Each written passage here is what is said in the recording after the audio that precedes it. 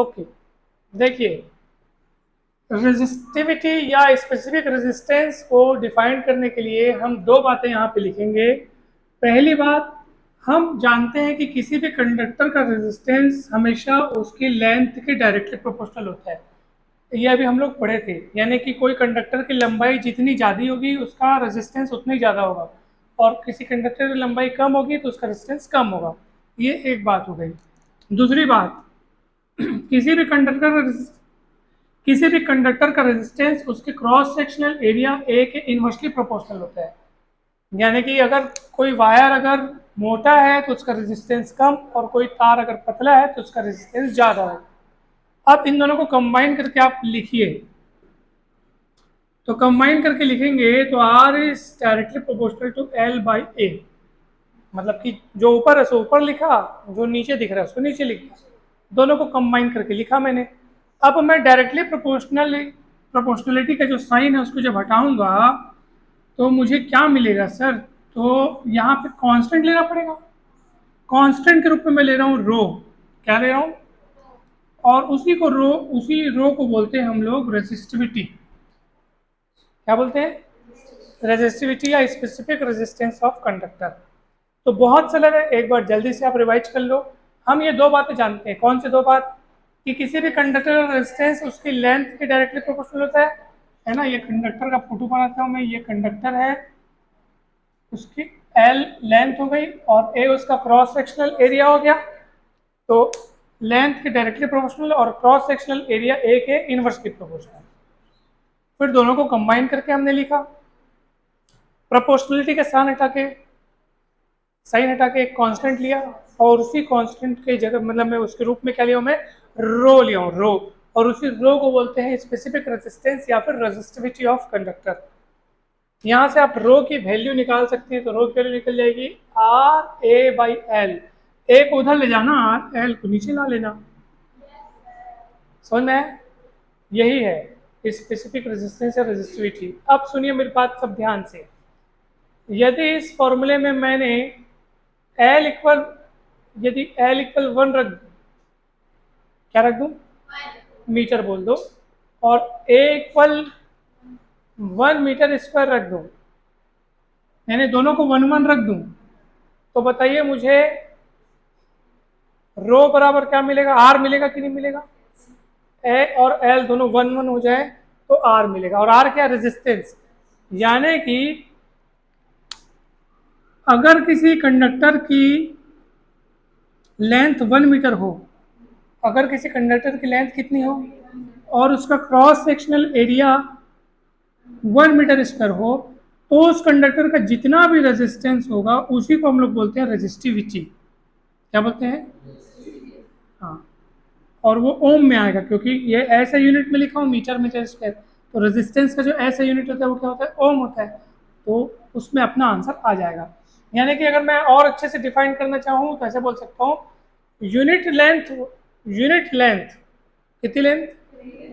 Unit length और unit cross sectional area वाले unit length और यूनिट क्रॉस सेक्शनल एरिया वाले किसी कंडक्टर के रेजिस्टेंस को हम रेजिस्टिविटी कहते हैं। यूनिट लेंथ और unit cross sectional area unit length और यूनिट क्रॉस सेक्शनल एरिया वाले कंडक्टर का जितना भी रेजिस्टेंस होता है वही उसकी क्या कहलाता है? रेजिस्टिविटी कहलाता है। समझ में आया? तो आप ऐसे भी डिफाइन कर सकते हैं, बहुत सरल है, कुछ भी कठिन नहीं है। आइए हम यूनिट देखते हैं। क्या देखते हैं? यूनिट।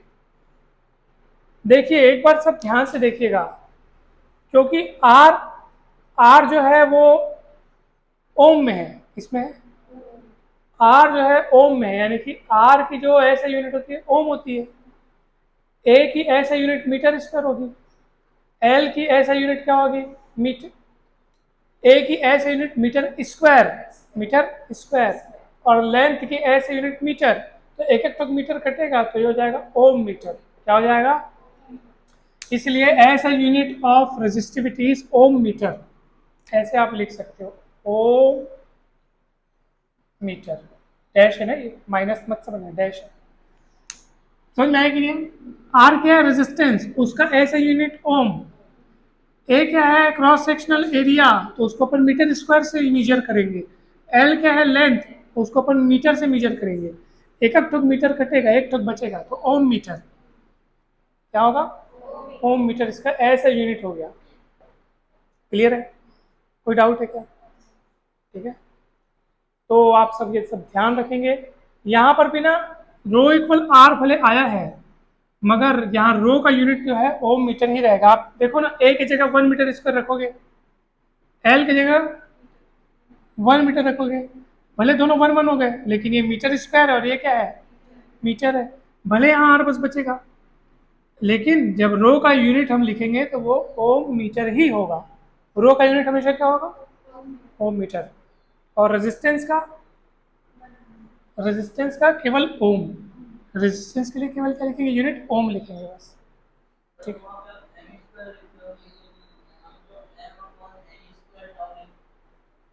कहाँ पे वो, ये तो मैं यूनिट लिखा हूँ ना, ये मैं वो थोड़ी लिखा हूँ, ये एम मास वाला एम थोड़ी है, मीटर मतलब ये यूनिट बता रहा हूँ मैं, यूनिट क्या चीज, यूनिट, ये मैं रो का यूनिट निकालना चाह रहा हूँ।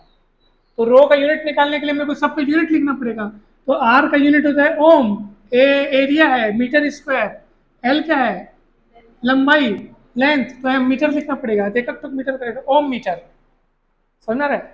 अब अपन उसको लिखेंगे जो मैं आपको बताया था शुरू में, कि आर का जो फॉर्मूला जो हम लोग डिराइव किए थे, ओम्स लॉ डिराइव करते टाइम क्या था, याद करो, M upon N square tau L by A, याद है आपको? अब आप इस इक्वेशन को इस इक्वेशन से तुलना कीजिए, R R L by A, L by A सामने में है, सामने में इतना, यानी रो की जगह आपको कितना दिख रहा है, इट इज क्लियरली, ये क्लियर है बिल्कुल कि रो की जगह क्या दिख रहा है आपको, M upon N square tau दिख रहा है। अब यहाँ से आप रो किन किन चीज़ों पर डिपेंड करता है आप वो देख लो। Rho is inversely proportional to N, rho is inversely proportional to tau, because M और ई कांस्टेंट है, ई इलेक्ट्रॉन पर चार्ज की मात्रा है, एम मास है, फिक्स है, तो ये दो चीज पर डिपेंड करता है। इसका मतलब क्या है, किसी कंडक्टर के यूनिट वॉल्यूम में नंबर ऑफ इलेक्ट्रॉन्स जितने ज्यादा होंगे, जितने क्या होंगे, उसकी रेजिस्टिविटी उतनी कम होगी, सीधी सी बात है। और टाइम ऑफ रिलैक्सेशन या रिलैक्सेशन टाइम जितना कम होगा उतनी रेजिस्टिविटी ज़्यादा होगी, और ये जितना ज़्यादा होगा उतनी रेजिस्टिविटी कम होगी, सीधी सी बात। रेजिस्टेंस के फैक्टर्स में ये दोनों भी आ गए थे, याद करो, इसलिए वहाँ 4 फैक्टर्स बने थे, याद है। और एल बाई ए को हटा करके जो चीज़ बचती है वही रो होती है, स्पेसिफिक रेजिस्टेंस है ना भाई। तो ये रो का फॉर्मूला भी याद रखना आप, और उसके फैक्टर्स भी याद रखना। ये कंप्लीट हो गया, क्लियर है, स्पेसिफिक रेजिस्टेंस या रेजिस्टिविटी वाला टॉपिक कंप्लीट हो गया है। अब देखते हैं अगला, नेक्स्ट। अच्छा, अपन ने एक वो चीज़ निकालना भूल गया, डायमेंशनल फॉर्मूला। देखो हम लोग यूनिट तो निकाल लिए हैं, ओम मीटर, याद रखना रेजिस्टिविटी की ऐसे unit ohm metre. Dimensional formula देखना, ये ओम मीटर है। चलो आर का डायमेंशनल फॉर्मूला अभी आप लोग बताए थे, Ml2T-3, ठीक है, ये रेजिस्टेंस का डायमेंशनल फॉर्मूला हो गया। ए कौन है, एरिया, एरिया दीदी ये वाला एरिया है, उसके लिए एल इस पर लिखते हैं। नीचे कौन है, लेंथ, उसके लिए एल लिखते हैं। एक एक टोका एल कटेगा, क्या बचेगा, एम एल, एक एल बचेगा, वो एल के साथ L2 के साथ मिलकर क्या हो जाएगा, L3, T-3, A-2, आंसर आ गया। मतलब ये डायमेंशनल फॉर्मूला बन गया, चेक करो, यही है, ओके, कंप्लीट।